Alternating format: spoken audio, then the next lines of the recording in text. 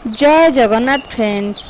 कौन आपण जानिचंती एमिति भी शिवलिंग आम भारत रे अछि जार चरण प्रति सेकेंड रे समुद्र धोई थाए।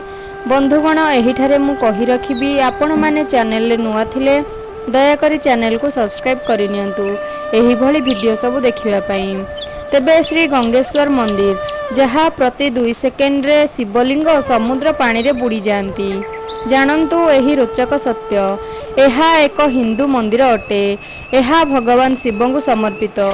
गुजरात दीव नामक एक छोट सहर जार समुद्र तट उपरे एही शिवलिंग विराजमान। समुद्र चट्टाण रे एक गुंफा मध्य एही शिवलिंग मान विराजित अछंती।